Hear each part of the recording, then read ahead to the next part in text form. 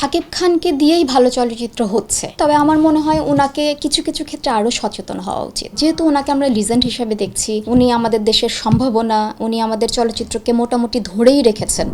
আমি এটাই ছিল আসলে আমার প্রশ্ন, যে বাংলা চলচ্চিত্র সম্ভাবনা আসলে কতটুকু দেখেন? নিশ্চয়ই আছে। আমরা যখন বেঁচে আছি, আমাদের মতো যারা হাজার হাজার মানুষ বসে আছে, যে আপনি আমার সামনে বসে আছেন, চলচ্চিত্র নিয়েই তো কথা বলছেন, এরকম ঘরে ঘরে আছে। আমরা সম্মিলিতভাবে চেষ্টা করলে নিশ্চয়ই সুদিন আসবে। কি করা উচিত আসলে? আমাদের একত্রিত হওয়া উচিত, সচেতন হওয়া উচিত, এবং আমাদের আমরা যখন একসঙ্গে বসি, আমাদের গঠনমূলক কথা আমরা বলি ঠিকই, কিন্তু আমরা করি না। আমাদের করা উচিত। এই ইয়েতে যদি বলি, গত ঈদ বা এই ঈদের কথা যদি বলি, জি। হ্যাঁ, এই সফলতা, চলচ্চিত্র সফলতা যদি বলি, তাহলে বলবো যে উৎসব, বনলতা এক্সপ্রেস, হ্যাঁ, এক ধরনের সফল। হ্যাঁ, এটা আসলে আপনি কিভাবে দেখেন? সফলতাকে সফলভাবেই দেখবো, এটাকে তো অন্যভাবে দেখার সুযোগ নেই। আর এটা দর্শক বলতে পারবে। আমরা যখন হল মালিক হয়ে যাই, তখন কিন্তু আমাদের একটা পক্ষ থাকে, দর্শকের কিন্তু কোনো পক্ষ থাকে না।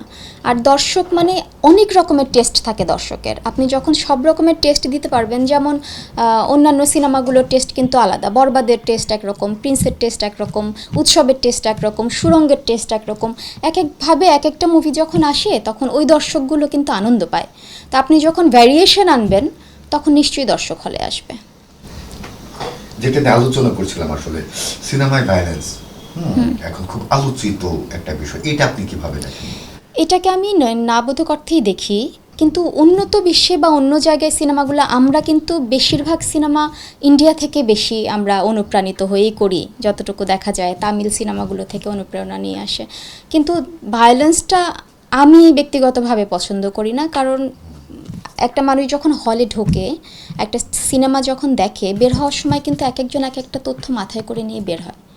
কেউ হয়তো নায়কের ড্রেস আপ নিয়ে বের হয়, কেউ হয়তো নায়কের আদর্শ নিয়ে বের হয়, কেউ হয়তো নায়িকার জীবনযাপন নিয়ে বের হয়, কেউ হয়তো ভিলেনের চিন্তাভাবনা নিয়ে বের হয়, কেউ কিছু না কিছু তো মাথায় করে নিয়ে বের হচ্ছে। তা আমাদের মনে হয় যে আমরা যেমন আগে দেখতাম নায়ক মানে আদর্শ, সেই জিনিসগুলো আস্তে আস্তে ফিরে আসলে আমাদের জন্য আরও ভালো হয়, সুন্দর হয়।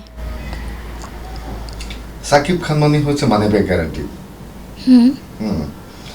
নাকি ভালো চলচ্চিত্র দরকার? শাকিব খানকে দিয়েই ভালো চলচ্চিত্র হচ্ছে, উনি করছেন, তবে আমার মনে হয় ওনাকে কিছু কিছু ক্ষেত্রে আরও সচেতন হওয়া উচিত। ওনার একটা টিম থাকা উচিত, যে টিমগুলো আগে সিনেমার কাজটা কি হচ্ছে, স্ক্রিপ্টটা কি হচ্ছে, ডিরেক্টরকে, এই জিনিসগুলো নিয়ে আগে ওনাদের মধ্যে ওনাদের টিমের ওয়ার্কশপ হওয়া উচিত। তারপরে ওনার একটা, যেহেতু ওনাকে আমরা লিজেন্ড হিসেবে দেখছি, উনি আমাদের দেশের সম্ভাবনা, উনি আমাদের চলচ্চিত্রকে মোটামুটি ধরেই রেখেছেন, এককেন্দ্রিকভাবেই ধরে রেখেছেন। অন্য নায়করা এখন সেইভাবে আসছে না, বা আপনারা যারা পরিচালক আছেন তারা আনছেন না, হয়তো সাহস পাচ্ছেন না মানি ব্যাক করার, ফেরত পাবেন কিনা সেই জায়গা থেকে। তো শাকিব খানের কিছু কিছু ক্ষেত্রে, যেমন উনি যখন প্রেস কনফারেন্স করেন, আমার মনে হয় ওনার একটু হোমওয়ার্ক করে আসা উচিত বলে আমি মনে করি। তারপরেও উনি তো আছেন ওনার মতো, উনি চেষ্টা করছেন। একটা মানুষ আর কতখানি করতে পারেন, ওনার তো আর মা দুর্গার মতো 10টা হাত নেই, তারপর উনি চেষ্টা করছেন। সাকিব খানের সাম্প্রতিক যে সিনেমাগুলো, হ্যাঁ, এগুলো কিভাবে মূল্যায়ন করবেন আপনি? না, চেষ্টা করছেন। উনি প্রিয়তমা থেকে শুরু হয়েছে ওনার একটা আলাদা জার্নি। প্রিন্সটা আসলে একটু আমার কাছে বরবাদের কাছাকাছি লেগেছে, একই ঘরানার লেগেছে, কিন্তু আমার মনে হয় উনি ব্যতিক্রম চেষ্টা করছে। এরপরে যে সিনেমা রকস্টার নিয়ে কথা হচ্ছে, সেখানে উনি আবার ব্যতিক্রম। আমার মনে হয় উনি আন্তরিকভাবে চেষ্টা করছেন। আমাদের সবাইকে আসলে ওনাকে সহযোগিতা করতে হবে। এই জায়গা থেকে সহযোগিতা পেলে উনি আরও ফ্লায়ার হয়ে উঠবেন।